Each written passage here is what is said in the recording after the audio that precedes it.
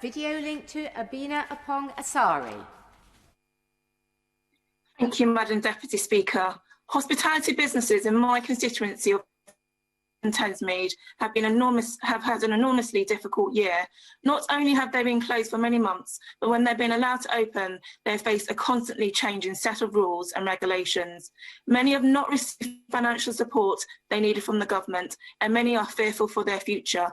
I only have time to mention a couple of them, but I know that their struggles are shared by countless other businesses across my constituency. In December last year, I visited the Abbey Arms in Abbey Wood as part of Small Business Saturday. Staff there told me about the challenges they face and their uncertainty about the future of the cause. Of course, not long after, pubs were once again required to close. Other pub owners in my constituency have contacted me, including the Duchess of Kent in Erith and the Victoria in Belvedere. They need assurances from the government that they will be treated fairly in the future and provided with support to reopen. The coming months will be particularly difficult for pubs and other venues with no outdoor space. Can the Minister set out what he'll do to help these businesses? I know a great number of my constituents who are rightly concerned about the future of their local pubs. Pubs are centres of our communities, and the government urgently needs to set out how they'll help pubs not just to reopen, but thrive in coming months and years. The wedding and event sector has also been extremely hard hit. Local family businesses have had to fight to survive over the last year, as nearly all their usual businesses have disappeared.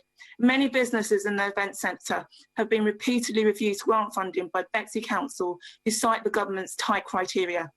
These are businesses who have been allowed to fall through the cracks.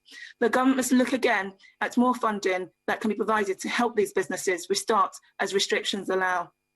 Of course, behind each of these businesses are people who have taken risks to start small businesses and contribute to our economy, to our community, the people they employ and the supply chain they're part of. Hospitality workers are disproportionately likely to be women or from an ethnic minority background. And just this week, the ONS published statistics showing that people under 25 account for 60% of the jobs lost since February 2020. The human toll the pandemic has taken many forms, but we must not forget those who have lost their jobs or their businesses.